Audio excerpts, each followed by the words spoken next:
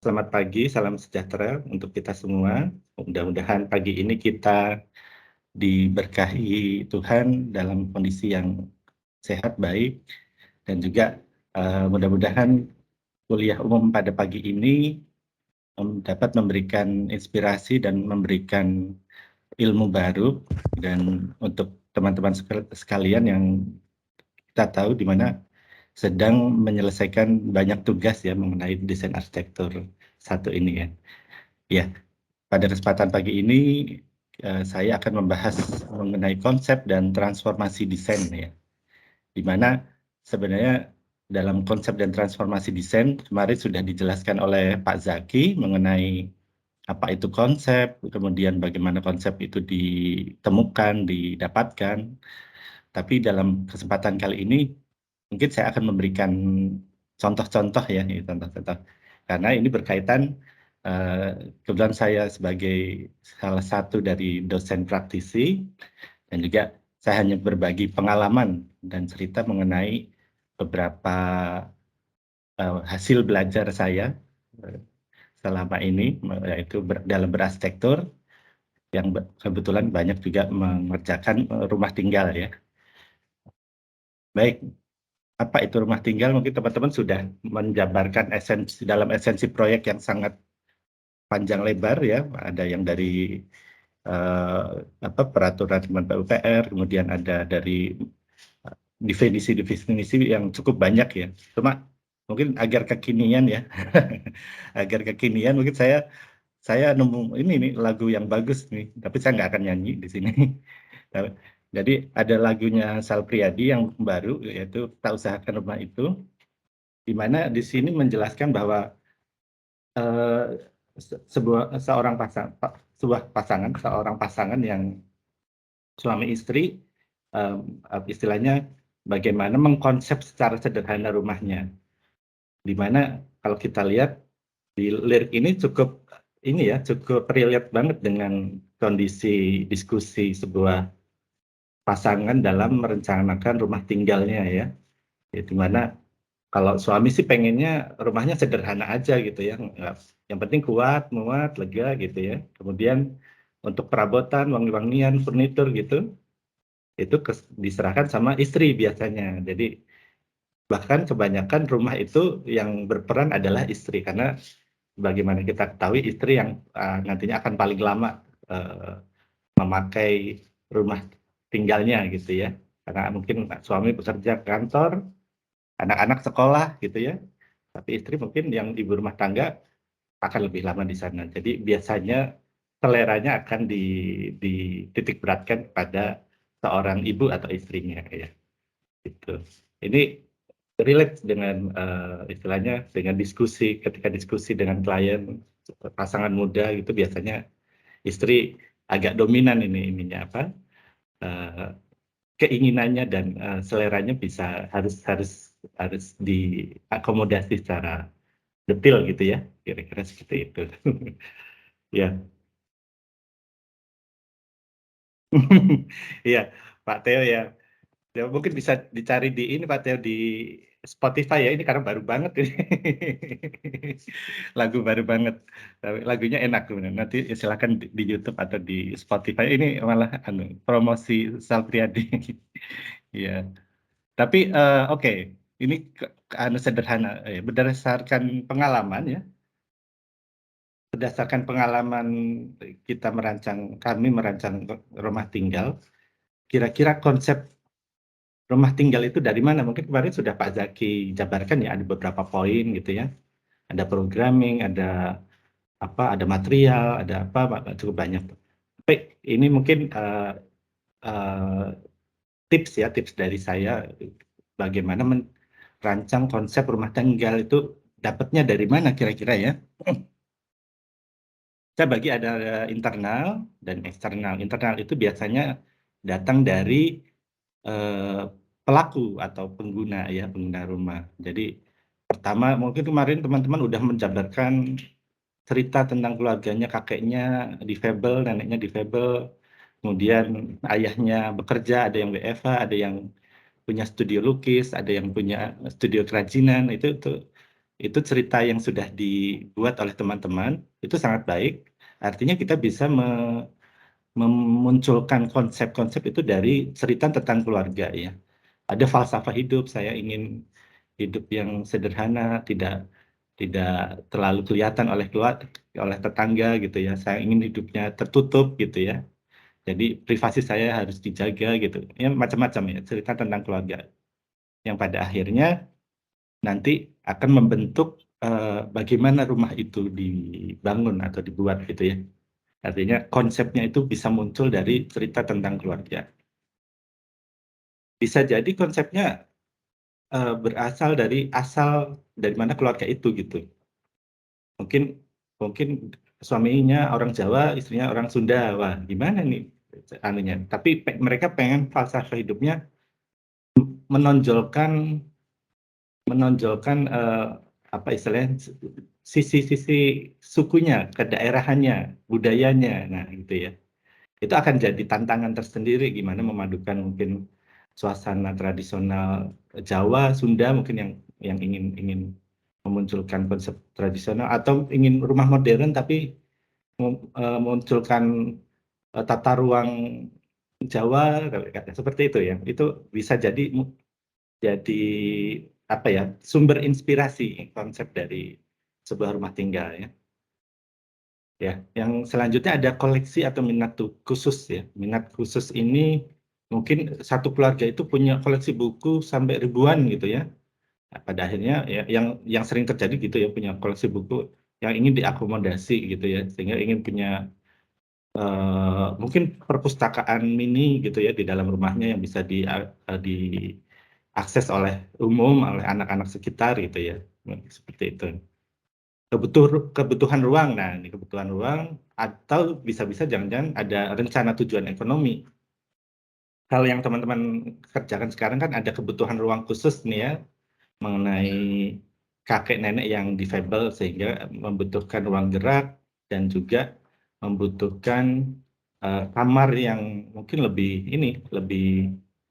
lebih istilahnya lebih lega gitu ya, lebih ada persyaratan-persyaratan khusus mengenai uh, pengguna yang difabel. Kemudian ada juga rencana tujuan ekonomi ya, jangan-jangan mungkin ke depannya ini pasca pandemi orang pun berjaga-jaga bahwa dia mesti punya eh, istilahnya rencana ekonomi khusus ya, bukan tuh apa ya, bukan kerangka ekonomi khusus kayak AEK semacam itu. Jadi rencana ekonomi gitu. Jadi ingin punya warung, usaha, kemudian kafe di rumah mungkin atau punya guest house di rumah gitu ya. Jadi itu yang bisa mungkin menjadikan inspirasi konsep ya untuk rumah tinggal. Dan yang terpenting adalah anggaran dan sumber pendanaan gitu. Anggarannya eh, kecil hanya 150 tapi pengen kamarnya 3 4 gitu. Kemudian ruang keluarganya besar, lega gitu ya. Ya itu akan memunculkan konsep-konsep permasalahan dan konsep ya nanti sebagai konsep sebagai problem solving ya. Artinya dengan anggaran minim dan kebutuhan ruang yang mungkin kurang masuk akal untuk anggarannya, kita bisa membuat konsep rumah tinggal yang mungkin bertumbuh atau apa ya istilahnya bertahap ya kira-kira seperti itu. Kemudian untuk eksternal ya eksternal artinya ini konsepnya bisa diambil dari area sekitarnya tempat area lahan itu berada. Pertama ada sosial ya di mana masyarakatnya lahan itu berada di masyarakat yang seperti apa, berada di kampung tentunya akan menghasilkan sebuah konsep yang berbeda dengan rumah yang mungkin berada di lahan perumahan. Perumahan klaster ada penjaganya tentu akan berbeda ya. Maksudnya kita antisipasinya juga akan berbeda. Budayanya seperti apa? Kalau di perumahan pastinya budayanya mungkin banyak yang tertutup, tapi di perkampungan, di perkampungan nanti pasti akan ada budaya-budaya yang mungkin lebih guyup, lebih banyak kenduren, lebih ada perkumpulan RT gitu ya, yang dan juga ada istilahnya gotong royong seperti itu akan menghasilkan konsep yang tentunya berpengaruh terhadap konsepnya. Yang selanjutnya adalah material. Maaf ini material kok, saya masih ke kopi ini mau diabaikan. Material di mana mungkin rumahnya di Godean gitu ya, mungkin di Godean. Ya, material yang mudah didapat di Godean apa sih? Terakota, ada bata, kemudian genteng ya gitu ya. Kira-kira itu ya, material akan berpengaruh karena kalau kita membuat material yang mungkin nggak nggak khas gitu, rasanya rumah itu kurang otentik ya. Ya. Materialnya sebaik mungkin kita mencari material-material yang istilahnya dekat ya, karena lebih ramah lingkungan dan lebih unik ya.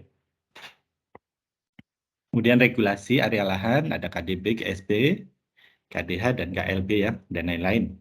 Ini teman-teman juga kemarin sudah belajar tentang itu ya, tentang regulasi kemarin. Kemudian isu yang berkembang. Mungkin isu yang berkembang mengenai style yang diikuti, saya pengen rumahnya yang sebicik gitu ya, sebicik.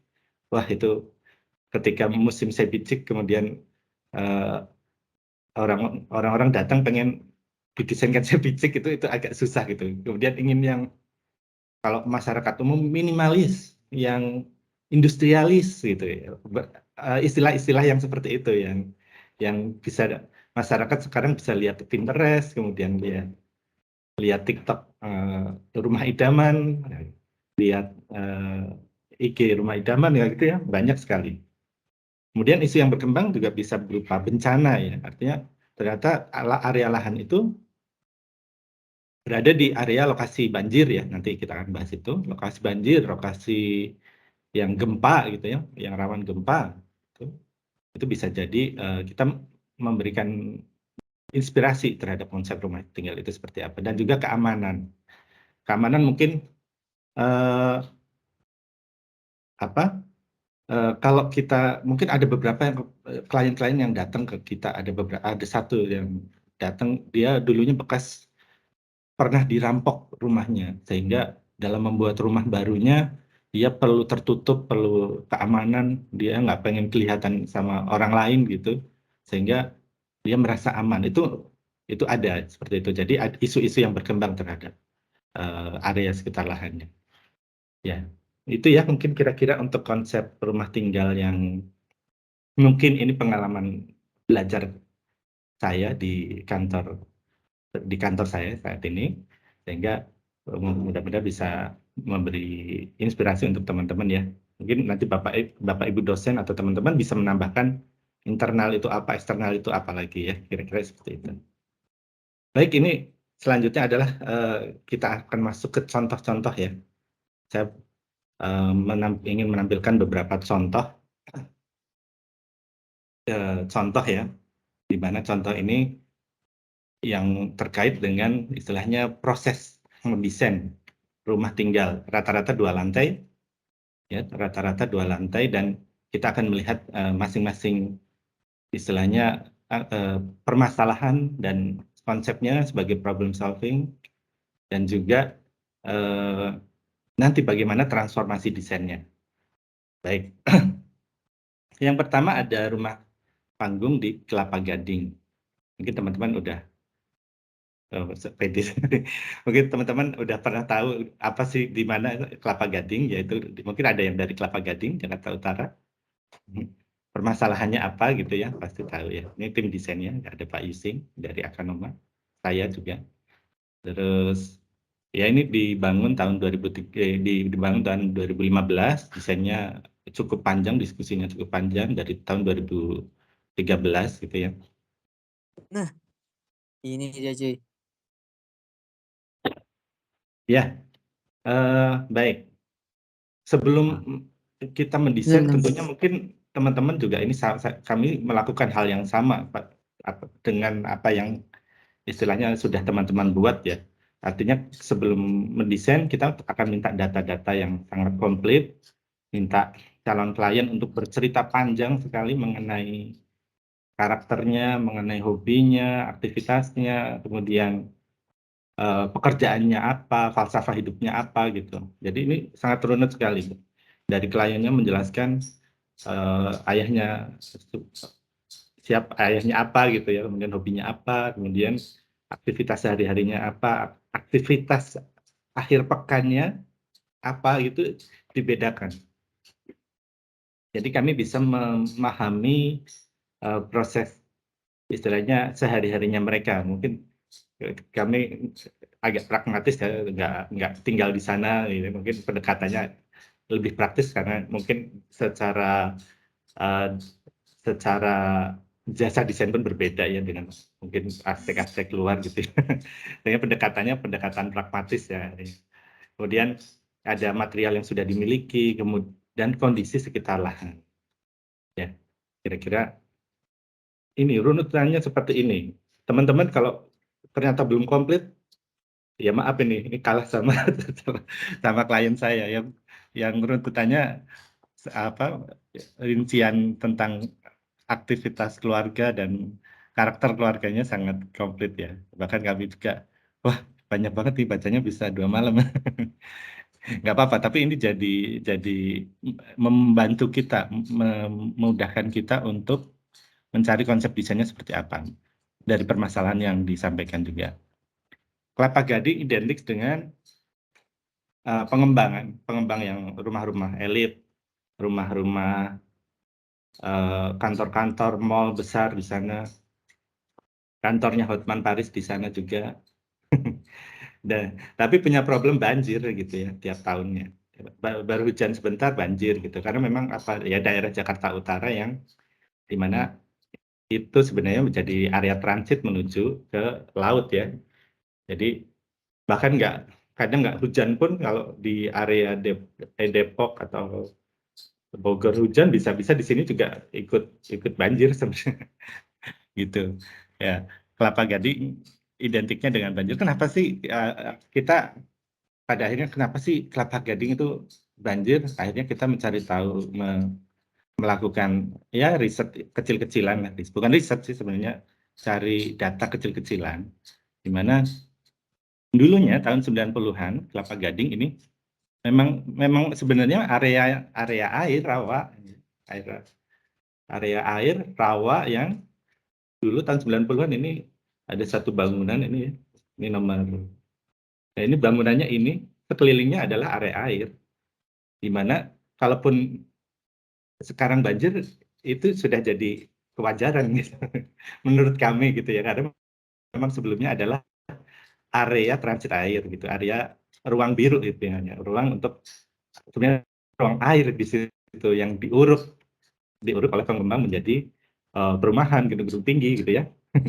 Ya, pada akhirnya ya sampai saat ini siapapun gubernurnya kita akan menyalahkan gubernurnya mungkin seperti itu ya, tapi kita menelaah ke belakang gitu ya, sebenarnya Kelapa Gading ya memang dulunya memang ruang air di mana dulunya area resapan air atau bahkan air yang menggenang di situ rawa gitu ya.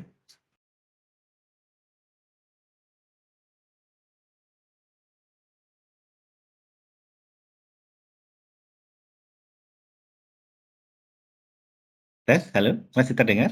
Maaf. Terdengar, Pak. Baik, ya saya lanjutkan ya. Kemudian awalnya di sini ada rumah existing, kemudian kami mengusulkan ya ada rumah existingnya di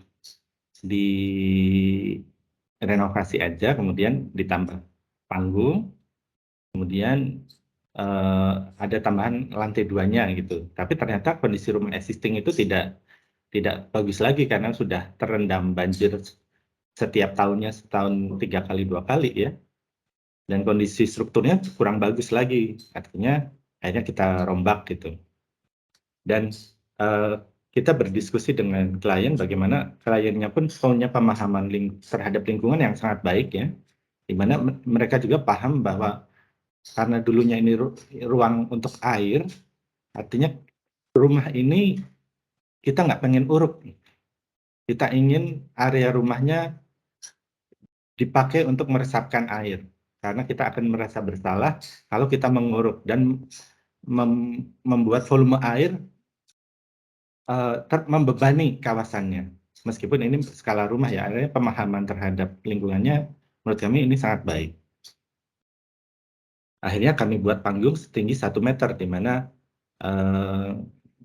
dimensi dari ketinggian dari air rata-rata itu di sana masih 90 sampai 1 meter. Pada akhirnya kami membuat oret-oretan, programming ruang, bubble diagram. Teman-teman juga udah lagi buat ini ya, bubble diagram. Bahkan teman-teman buatnya denah dulu, kadang banyak yang buat denah dulu baru bubble diagram. Kebalik ya.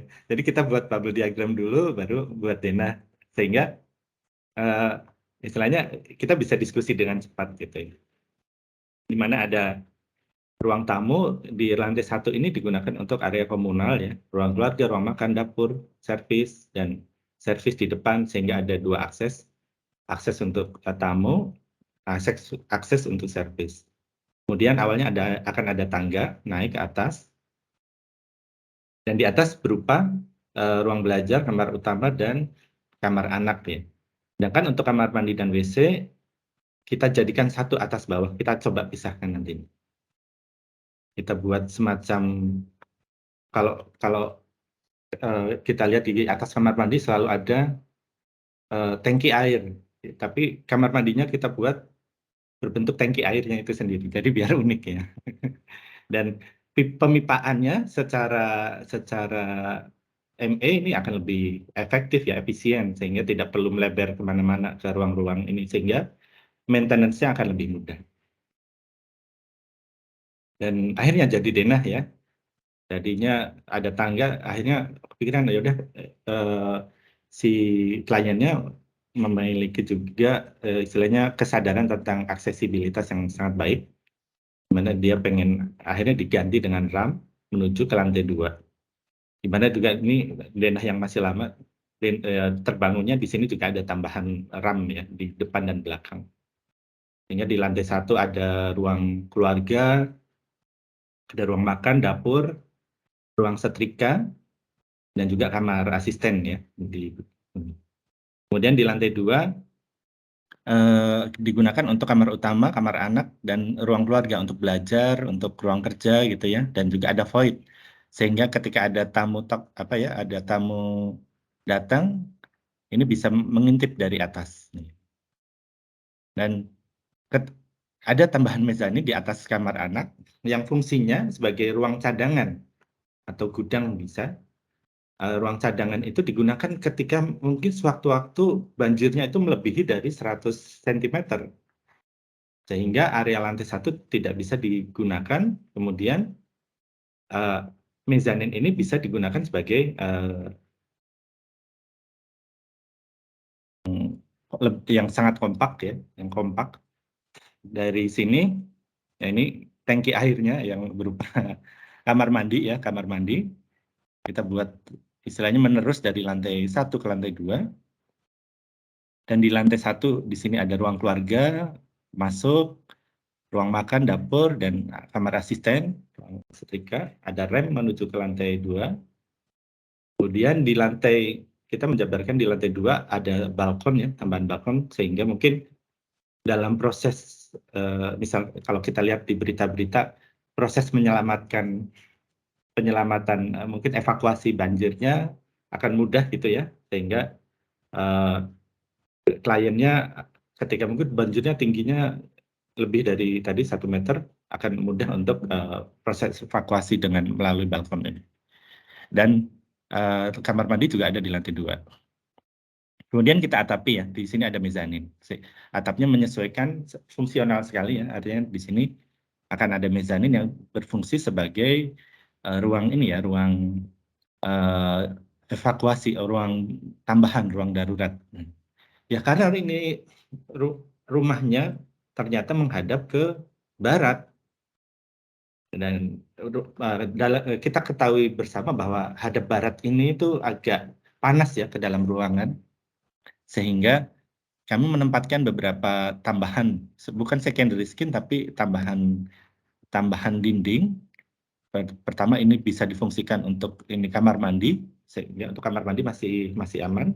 Dan ini ada tambahan sirip-sirip yang ada bukaan-bukaannya di sini yang nantinya akan dipakai untuk pot-pot tanaman sehingga bisa mereduksi kebisingan karena di sini jalan dan juga mereduksi cahaya matahari dari barat ya yang sangat panas ya pastinya. Kira-kira seperti itu. Jadinya kira-kira seperti ini. Di lantai 1 ini kita menggunakan material-material yang lebih berat ya sehingga kesannya ini ada batu, kemudian ada bata expose. Dan di lantai 2 kita menggunakan material yang lebih ringan, strukturnya menggunakan kombinasi beton dan baja hollow, sehingga oh ya ada permintaan juga dari kliennya untuk pengen rumahnya ya waktu itu lagi musim industrialis ya, pengen kelihatan industrialis ya. Alhasil ketika proses pembangunan, tukang-tukangnya sering ditanya oleh tetangga yang lewat, mau bikin pabrik apa? Ya itu kurang enaknya seperti itu. Tapi ya ini kita mencoba mengakomodasi klien ya seperti itu ya. Dan ini ada beberapa petanaman yang kita gunakan untuk dinding sirip ini untuk menahan sinar matahari dari barat. Ya. Ada balkon untuk evakuasi dan ada kamar mandi di sini. Ini view selanjutnya. Dapat kelihatan dinding-dinding sirip, meskipun sirip kita tetap ada bukaan untuk mengeluarkan hawa panas menggunakan nako. Dan ruang dalamnya ingin senatural mungkin dan menggunakan material-material yang sudah ada seperti tegel bekas yang sudah dipunya ya. Dan ada ruang untuk rem ya, ini rem menuju ke lantai 2 memutar. Ini ruang makan dan dapur dan ini apa ya? Mungkin semacam ruang transit, foyer ya, foyer ruang keluarga dan di belakangnya ada ruang makan dan dapur. Kira-kira seperti itu. Jadi ada kombinasi perpaduan material unfinished dengan material alam lainnya seperti bambu ya. Kira-kira potongannya seperti ini. Ketika dipotong, di bawah ruang keluarga itu ada satu bak penampungan air hujan yang berisi sekitar 7.300 liter, di mana di situ kita bisa memanfaatkan air hujan untuk flush toilet, untuk menyiram tanaman, kemudian untuk mencuci sepeda. Karena klien ini nggak pengen punya mobil, nggak pengen kendaraan bermotor. Ini kliennya unik sekali dan sederhana sekali gitu ya. Padahal orang tuanya ini adalah salah satu founder dari KPK, jadi kelihatan aninya banget, sederhana sekali. Dan di potongan kita bisa melihat kamar mandi WC yang saling, istilahnya kita buat bertumpuk gitu ya. Jadi untuk mandi untuk kamar mandi harus keluar dulu. Jadi ada pengalaman beda ya, yang berbeda dari ruang rumah dan kamar mandi. Mohon maaf, ini sepertinya di sebelah ada proyek memotong keramik ya. Saya minta maaf kalau misalkan terganggu. Dan jadinya seperti ini. Mungkin bukan rumah-rumah estetik seperti di Ashdeli ya. Tapi yang penting secara fungsi ini fungsional sekali. Rumahnya panggung, ingin mencoba menampilkan material alam, kemudian tanamannya saya belum diganti, ini belum dipasang lagi, ini baru di maintenance. Ini setelah 4 tahun, 5 tahun digunakan ya. Dan ini beberapa detail, ini area bawah panggungnya seperti apa, tetap dikasih wear mesh dan kawat streaming, dan area resapannya seluruh bangunan kecuali mungkin kamar mandi dan bak penampungan air hujan ya. Ini filter air hujan ini. Sebenarnya dengan filter ini mungkin bisa digunakan untuk istilahnya mandi ya. Kalau dikonsumsi saya kurang optimis karena polusi di Jakarta lebih tinggi ya. Kemudian apakah rumah ini menyelesaikan masalah banjir? Tentu tidak, karena rumah ini tujuan utamanya adalah ingin sadar terhadap kondisi lingkungan, terhadap kondisi kebencanaan yang ada, sehingga rumah ini lebih istilahnya lebih ramah terhadap air. Dan yang terjadi tetap banjir, tapi keluarga tetap bisa beraktivitas seperti semula ya. Ketimbang mungkin rumah-rumah lainnya yang mencoba menguruk 1,5 meter, kemudian 1 meter gitu ya. Itu banyak sekali rumah-rumah di Kelapa Gading seperti itu. Tapi di sini kita mencoba memberikan ruang terhadap air sehingga air tetap bisa meresap di area kawasan rumah kita sendiri dan tidak membebani kawasan secara keseluruhan. Kira-kira seperti itu. Oke, kita masuk ke contoh yang kedua. Sorry, ambil nunggu iklan, ya Pak. Saya izin minum dulu. Baik, ini untuk rumah kedua sama dengan rumah Kelapa Gading, rumah Pondok Bambu, mungkin ini singkat aja. Pondok Bambu juga salah satu area yang rawan banjir ya di Jakarta Timur, di mana di sana juga dekat dengan kanal banjir timur ya, di mana area ini rawan sekali sama dengan Kelapa Gading. Ini ada formulir data klien, kemudian ada minat khususnya seperti apa ini klien selalu menuliskan formulir ini. Jadi kalau teman-teman merasa repot menjabarkan klien dan menjabarkan aktivitas dan lain-lain, enggak. Karena setiap klien, setiap orang mau bikin rumah akan selalu menjabarkan aktivitasnya, hobinya apa, kemudian karakternya seperti apa, falsafah hidupnya seperti apa. Ya, itu ya. Jadi jangan khawatir. Posisinya berada di Pondok Bambu, Jakarta Timur, di mana di sana juga sering banjir ya. Di sini posisinya di sebuah perumahan ini ya. Kalau ini perumahan dan dia menghadap ke utara. Karena menghadap utara ini agak repot sebenarnya karena dia pengen membuat rumah yang kompak sehingga kita mesti menyesuaikan dengan posisi lahan yang dimana arah bukaannya kemungkinan akan banyak di timur dan barat seperti itu. Kemudian karena menghadap ke timur dan barat, di timur dan barat, di area barat kita beri jarak dan secara nggak langsung kita harus menempatkan kamar-kamar di sisi kanan. Kemudian area bawah, ruang tamu juga, ruang makan, ruang keluarga jadi satu. Jadi lebarnya hanya 6 meter, ini rumahnya kecil. Dan lebar rumah ini hanya 3,2 meter ya kalau nggak salah. Dan kita naik, ada tangga di samping, ada kamar mandi WC di atas, dan ada balkon ya, ada balkon.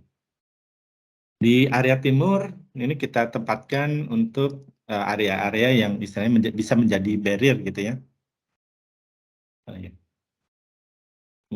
Oh ya, mungkin beberapa mahasiswa masih belum masuk. Apakah mungkin teman-teman asisten bisa membantu ya? Kemudian saya lanjut. Kemudian akhirnya kami membuat sebuah denah yang kompak ya, di mana ada teras. Di bawah teras ini juga ada bak penampungan air hujan yang bisa menampung sekitar 8.000 atau 8.000 meter persegi ya, dalam nanti. Kemudian ketinggian panggungnya dari jalan ini, dari lahan itu sekitar 1,2 meter. Dan toilet kita selalu buat sejajar sehingga memudahkan nanti dalam pemipaannya. Pemipaannya juga mudah di maintenance kalau misalnya mampet ataupun terjadi masalah ya. Kemudian di belakang ada satu teras yang ada akses menuju ke rumah ibunya gitu. Jadi di belakang ini ada tempat duduk-duduk sebagai ruang untuk transit ke rumah ibunya. Yang di lantai 2 berupa kamar utama dan ada satu kamar cadangan bagi ruang kerja dan kamar tamu ya. Karena kayaknya sih klien ini sepertinya nggak pengen punya anak ya, seperti itu.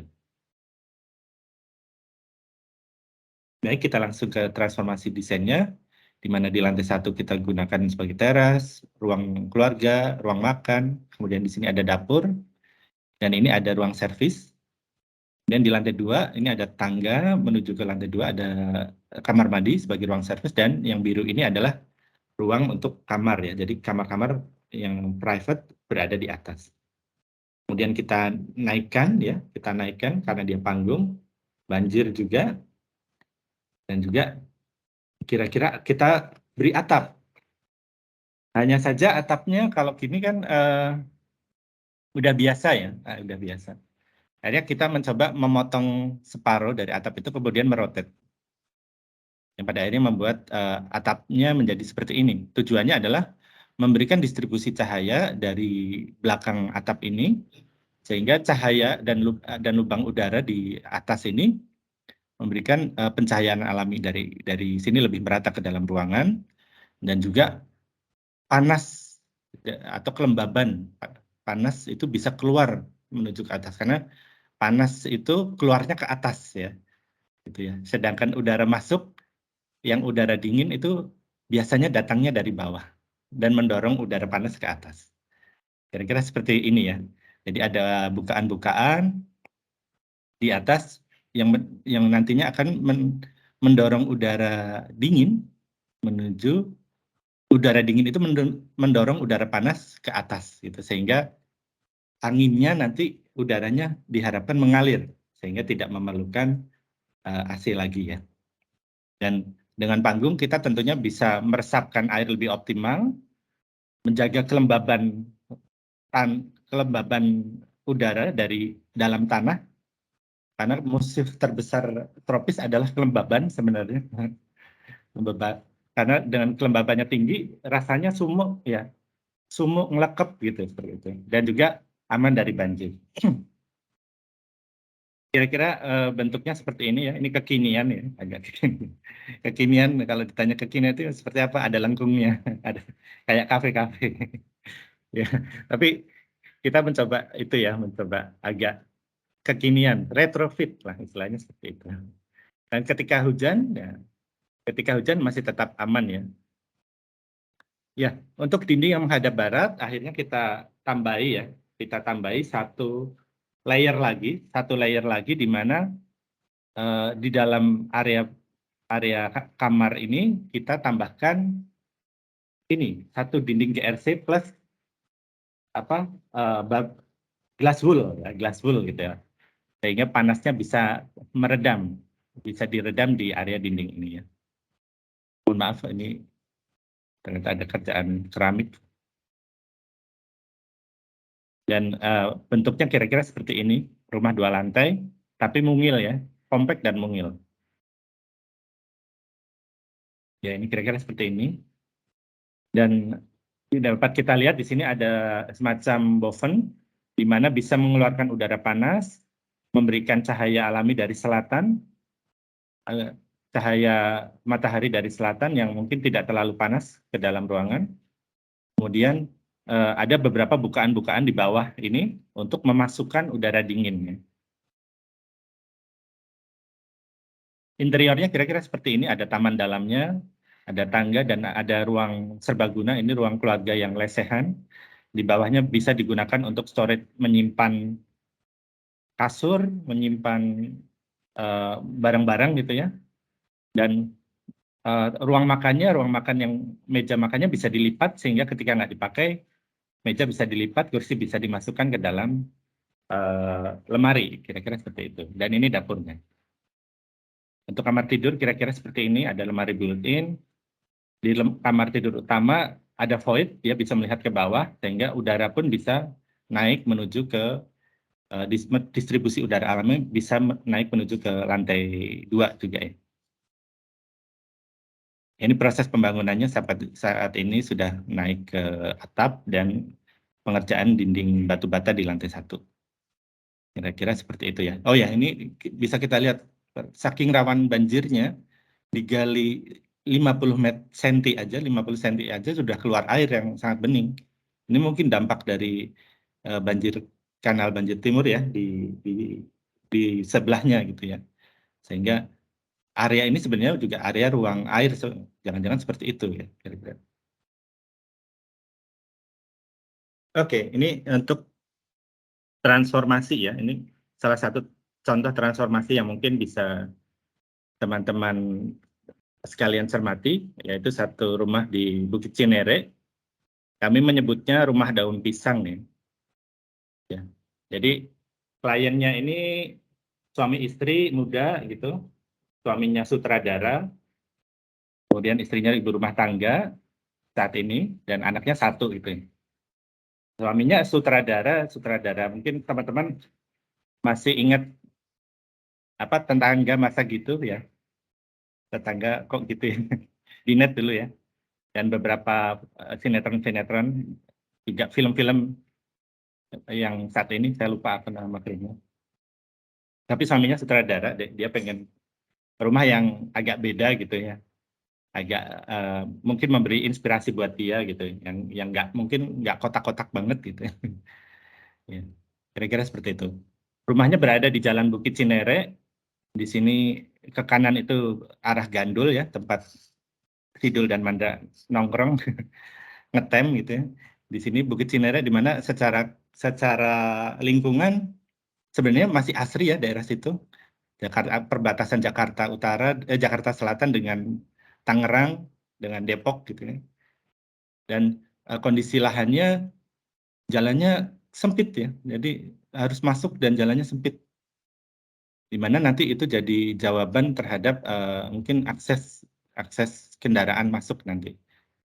Dan kondisinya di sini banyak kebun pisang awalnya ya. Yang saya kepikiran, oh banyak pisang ya di sini.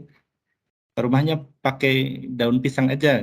Karena daun pisang adalah menurut kami naungan sederhana untuk mungkin anak-anak di desa gitu ketika hujan, motong daun pisang sebagai naungan darurat gitu ya. Jadi kepikirannya seperti itu gitu.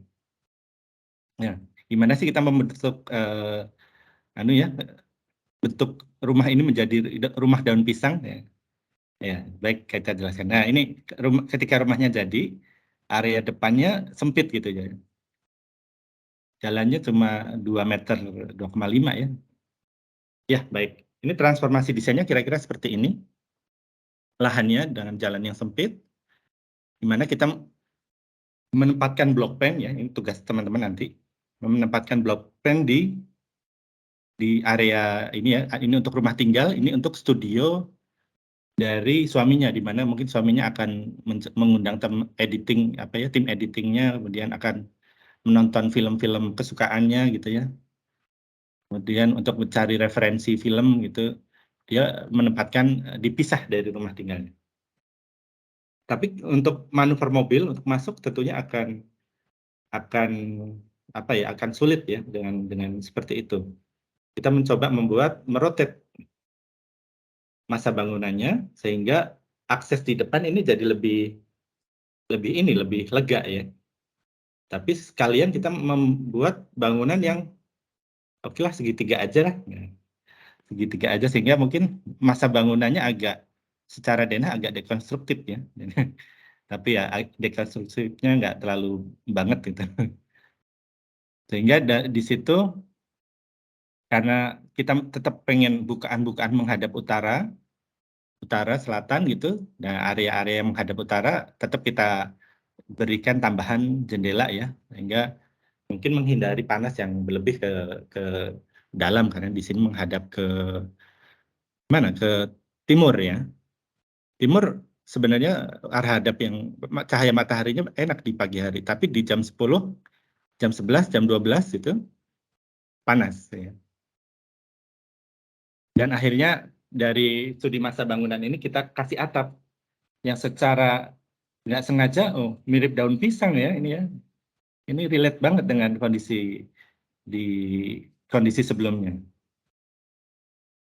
Dan denahnya kira-kira seperti ini, di lantai 1 digunakan untuk ruang komunal, ruang tamu, ruang tamunya pengennya nggak formal banget. Jadi pengen ada warungan, kalau ada tamu datang, udah duduk di warung ini, diserving dari dapur, dan ada meja makan, ada ruang keluarga di sini. Jadi tamu nggak harus masuk ya. Kemudian ya ini berkaitan dengan furnitur ya, dan furnitur untuk ruang studio suami ada tempat tidur yang bisa dilipat built-in ya, dan tangga-tangga studionya tangga-tangga yang fungsional. yang bisa digunakan sebagai storage tambahan. Naik ke lantai 2.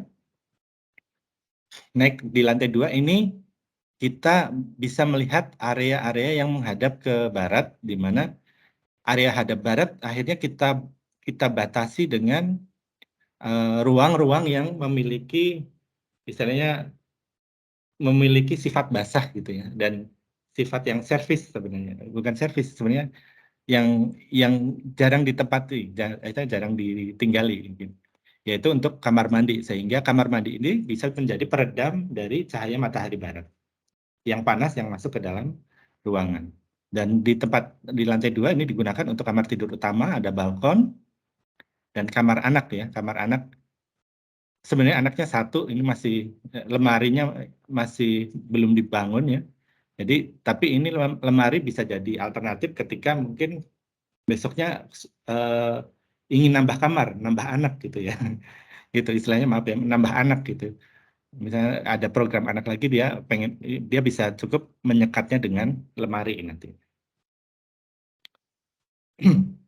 Secara bentuk kira-kira seperti ini. Jadi menggunakan bata-bata expose gitu ya. Dan ada di sini teman-teman bisa melihat ini ada lubang udara bawah di mana kita gunakan sebagai ventilasi pasif, memasukkan udara dingin. Kenapa udara dingin di bawah? Karena udara dingin itu lebih berat, mengandung air kan, mengandung uap air. Jadi biasanya masuknya di bawah gitu ya. Ini biasa digunakan di beberapa rumah-rumah Belanda, bangunan-bangunan Belanda, kita menemukan prinsip itu ya. Mungkin agak kurang tepat ketika kita menempatkan roster di atas atau lubang angin di atas, yang sebenarnya mungkin hanya sebagai untuk mengeluarkan udara panas. Tapi kita juga butuh tambahan untuk mendorong udara panas itu keluar, yaitu membuat lubang ventilasi pasif yang berada di bawah. Proses pembangunannya kira-kira seperti ini. Rumahnya tersembunyi gitu ya, hidden gem ya. Kira-kira seperti itu. Jadi atapnya seperti daun pisang ini ya, seperti kondisi existing sebelumnya. Jadi kita buat sirip-sirip sama seperti rumah Kelapa Gading yang itu. Nah, rumah ini bukaan ini menghadap ke utara, kira-kira seperti itu. Dan ini area untuk cuci jemur. Bisa kita lihat di sini ada lubang-lubang udara bawahnya ya, kira-kira seperti itu. Dan ini rumah jadinya kira-kira seperti ini. Dan suasana ruang dalamnya, jadi ada skylight, tapi skylightnya tidak mati begitu saja, tapi tetap ada bukaan-bukaan, sirip-sirip bukaan, sehingga udara panas bisa keluar melalui ini. Biasanya sebelumnya, di rumah sebelumnya, klien kami itu bayar listriknya bisa 1,5 sampai 2 juta tiap bulan. Untuk saya itu wow banget. Tapi ketika pindah ke sini, hanya 400.000, karena masih tetap pakai AC, tapi AC itu dipakai hanya untuk mungkin anaknya karena sebelumnya terbiasa tidur pakai AC, hanya untuk prolog, hanya untuk awalan untuk anaknya tidur ya.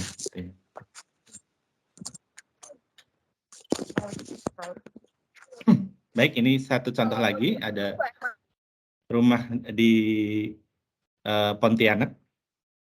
Mungkin teman-teman juga udah sering, saya beberapa kali ngisi kuliah umum di Atmajaya, beberapa kali menampilkan ini. Mohon maaf kalau yang sudah pernah lihat. Tapi ini kita mencoba menggali konsep dari isu yang ada di sana, di Kalimantan secara umum ya. Ya mungkin teman-teman juga sering lihat ini sebagai istilahnya diagram ya. Diagram timeline bagaimana penyusutan hutan di Kalimantan itu terjadi.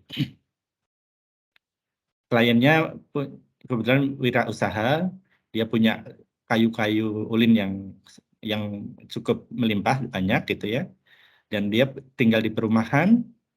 Dia pengen rumahnya juga bisa istilahnya menggambarkan kondisi budaya di sana. Di sini di mana kita melihat ini ada rumah bentang ya, rumah bentang milik suku Dayak. Inspirasinya dari situ. Dan juga kita tidak hanya sekedar rumah, tapi juga ada area-area di mana dia ingin menumbuhkan hutan kecil di rumahnya, sehingga harapannya sama seperti rumah kelapa gading itu, harapannya klien itu bisa punya tanggung jawab terhadap penyusutan lahan di Kalimantan secara umum dan tidak merasa bersalah gitu ya. Jadi konsepnya yaitu menempatkan mini forest atau hutan kecil di dalam rumah dan interpretasi dari rumah bentang ya, panjang ya. Di mana secara fungsi ini karena di hadap utaranya ke sisi selatan, kita membuat bukaannya utara selatan juga, dan ada taman-taman kecil nih, mungkin taman-taman kecil yang terinspirasi sama rumah Turi nih Bu Nisa ya, rumah Turi ya. Jadi ada taman kecil di mana ini menjadi istilahnya akses untuk pencahayaan alami dan udara alami, meskipun lebarnya bersihnya hanya 90 cm ya, ini 105 ya. Di mana di lantai 1 digunakan untuk dapur di depan, servisnya kita letakkan di depan, ruang makan, kemudian di belakang ada ruang keluarga dan kamar utama.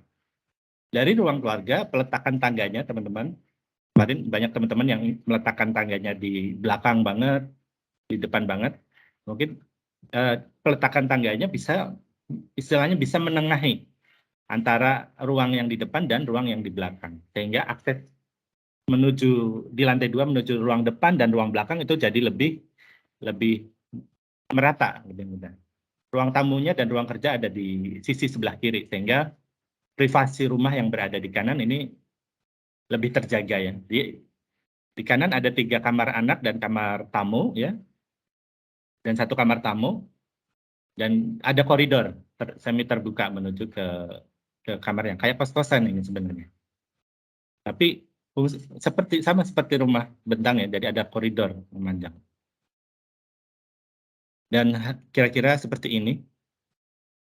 Ada koridor memanjang, ada kamar-kamar, kemudian bangunannya menggunakan perpaduan struktur ulin, kayu ulin, dan ini ya agak berbeda dengan kanan kirinya. Cuma meskipun berbeda, mungkin kanan kirinya karena orang Kalimantan ya ini paham ini, harapannya bisa paham ini terinspirasi oleh rumah panjang, rumah bentang ya. Dan tampak keluarnya adalah tampak kayu, ini mewah sekali menurut kami ya, karena fasadnya kayu. Dan di sini bisa kita lihat ada masing-masing anak disuruh menanam 1 pohon nih, di mana pohon-pohonnya di sini ada macam-macam ya, ada pohon yang memiliki wangi-wangian paling mahal gitu ya, gaharu ya, dan beberapa pohon penyangga hutan gitu ya. Tapi harapannya juga nanti ketika besar ini akan bermanfaat juga untuk keluarga. Dan ada beberapa ornamen-ornamen yang menunjukkan bahwa identitas keluarganya seperti apa gitu ya. Di situ ada ornamen, ini bukan kami yang desain, tapi mungkin teman-teman dari Bapak Ibu dosen yang dari UGM yang muda-muda tahu, Mas Mario Andretti ya. Mas Mario yang desain untuk interior ininya. Ya, mengenai ini tentang akar bertaut ya, akar bertaut ya, yang menandakan bahwa adanya persatuan dan kesatuan antar masyarakat gitu. Itu harapan, jadi ada harapan dari rumah ini melalui ornamen-ornamen yang ditampilkan. Akhirnya harapan itu terwujud ya, karena rumahnya beda sendiri di komplek perumahan. Akhirnya rumah itu jadi tempat berkumpul warga untuk tirakatan 17 Agustus gitu ya. Itu kira-kira seperti itu untuk perkumpulan RT gitu. Jadi harapan itu terwujud melalui kegiatan yang ada di sana. Oke, mungkin ini contoh terakhir ya dari kami. Contoh ini merupakan rumah Lengkung Cipinang ya. Kalau sebelum-sebelumnya tentang budaya, tentang isu lingkungan, tentang bentuk site gitu ya. Tapi ini inspirasi dari pekerjaan dari klien ya.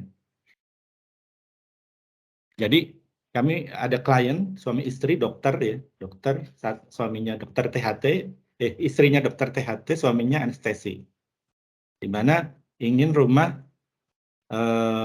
yang agak lega di lantai 1, servisnya di depan, kemudian kamar-kamar di atas gitu ya. Ada kamar suster atau suster ya di sini ya. Maaf, ini bukan ART.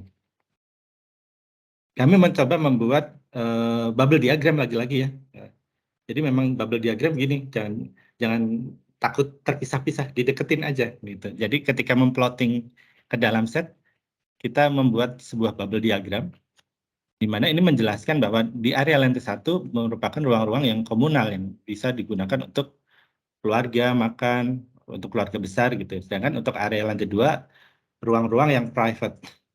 Dan kamar mandi juga nanti diletakkan di di berdekatan, sehingga prinsip efisiensi dari pemipaan air bersih, air kotor juga akan lebih mudah maintenance-nya.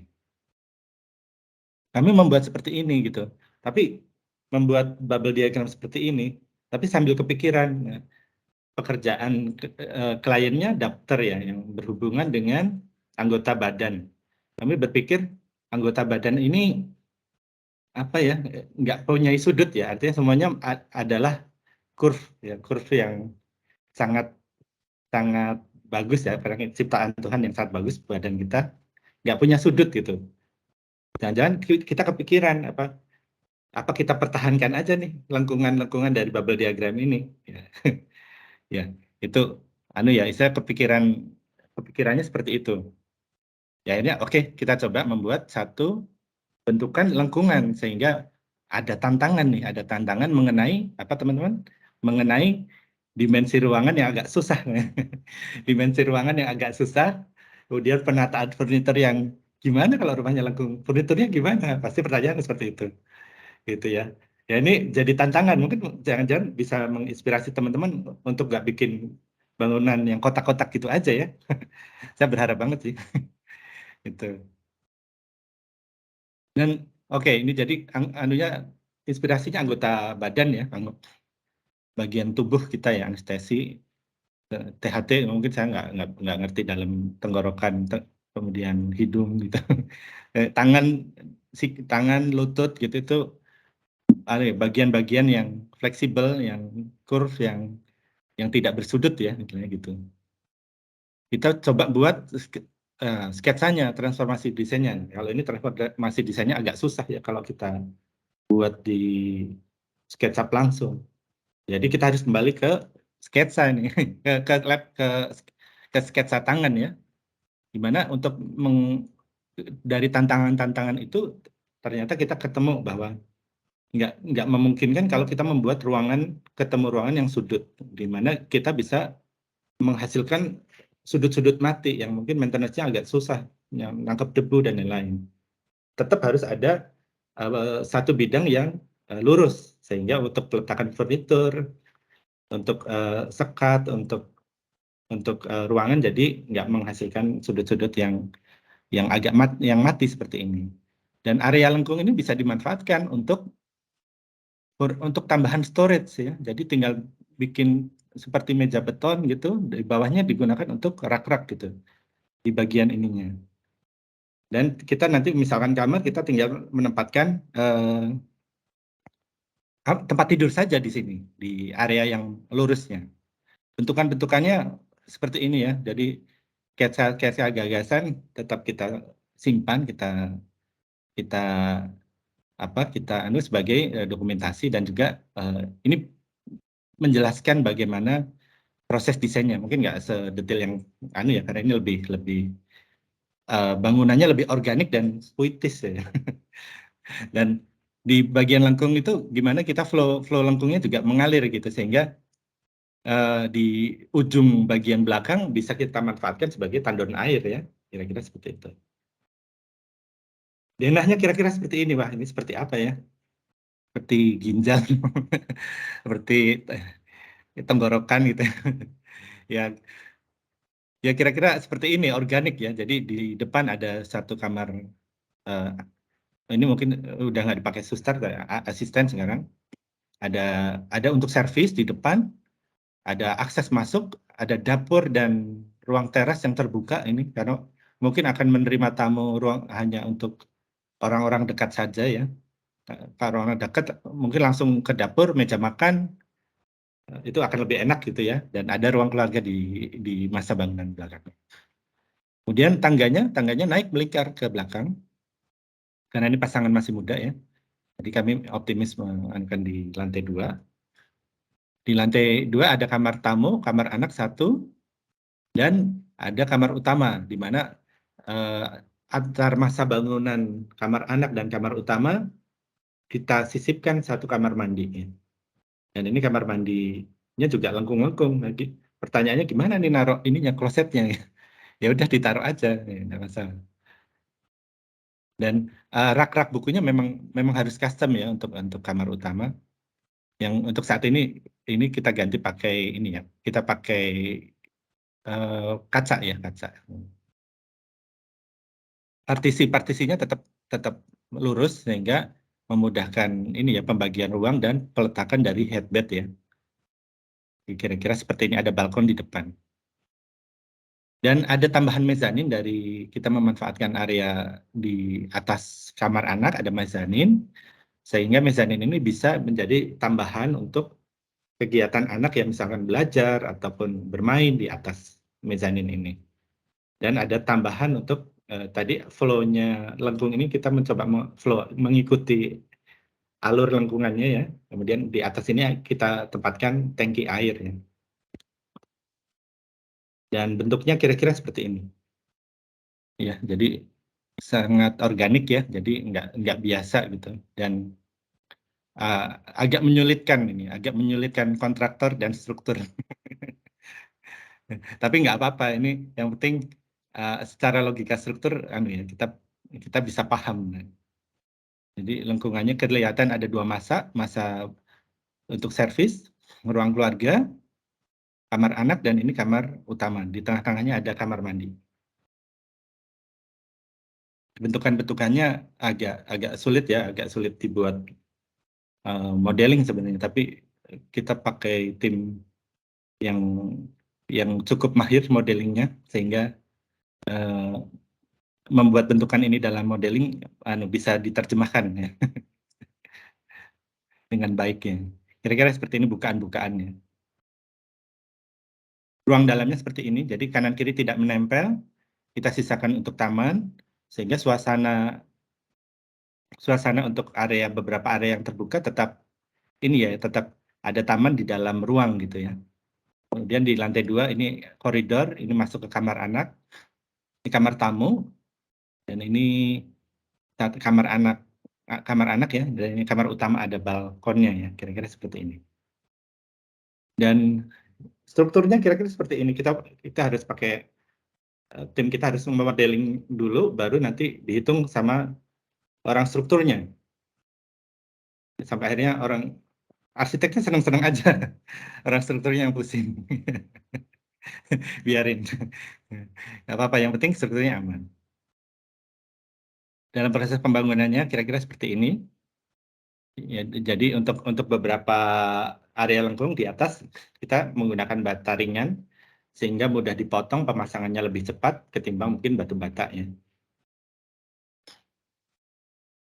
Dan hasil jadinya seperti ini. Lengkungan material unfinished gitu, dan bawahnya ini sisa-sisa pecahan pondasi kita tempel-tempel sehingga mungkin menghasilkan hal yang estetik ya. Ada rem dari carpet menuju ke dapur ya. Ini ruang untuk jemur, cuci, dan juga kamar asisten. Ya, kira-kira ini jadinya seperti ini. Ini ruang dalamnya, tangganya melingkar, agak menggantung dan mentul-mentul ini, agak mentul-mentul. Tapi kontraktornya jamin kuat ya. Dan di bagian lengkung yang tadi saya sampaikan, bisa kita manfaatkan sebagai storage tambahan gitu ya. Sehingga tidak hanya lengkung saja, tapi juga fungsional. Ini area menghadap ke taman dalam, di mana kita buat ininya, railingnya juga meliuk-liuk ya, seperti itu. Sehingga ekspresinya tidak hanya sekedar di denah, tapi di di beberapa detail lainnya gitu ya, kira-kira seperti itu. Untuk kamar mandi ya, jadi kamar mandi utama ada bathtub, kemudian ada ekspresi lengkung dan ada tanaman di sini sehingga meskipun di lantai 2 juga lebih asri harapannya, yang lebih hijau ya. Dan ini kloset, di mana cara menaruh kloset itu, ada area shower ya udah diletakkan saja di area yang agak lurus gitu. Dan peletakan ininya, yang penting ruang geraknya aman gitu ya. Tuh. Nah, gimana cara membuat ininya? Mengukur dimensinya? Karena kita pakai CAD, ya udah tinggal di ini ya, tinggal kita istilahnya kita hitung dimensinya. Dan acuannya adalah meletakkan furnitur, kemudian mengira-ngira batas minimal dari sirkulasi. Kita letakkan di bagian yang lengkung. Kalau kurang, kita majukan, mundurkan. Seperti itu. Itu metodenya kira-kira seperti itu. Ya, mungkin itu saja paparan presentasi kuliah umum dari saya mengenai konsep dan transformasi desain. Mudah-mudahan teman-teman bisa menangkap bagaimana maksud saya mendistribusi data, menjadikan konsep sebagai problem solving, atau menjadikan konsep sebagai ide-ide yang segar, ya ide-idenya gitu-gitu aja sih. Kemudian menjadikan dari konsep itu kita mentransformasikan bentuk, ya, mentransformasikan dari bubble diagram menjadi DENA, menjadi block plan, kemudian kita deliver menjadi tahapan-tahapan menjadi bentuk yang final gitu ya. Kira-kira seperti itu. Terima kasih atas waktu dan kesempatan yang diberikan. Mungkin setelah ini mungkin ada pertanyaan dari Bapak, Ibu sekalian, mungkin ada tambahan atau dari teman-teman sekalian mengenai konsep itu atau transformasi itu sendiri atau tentang proyek ini, silakan.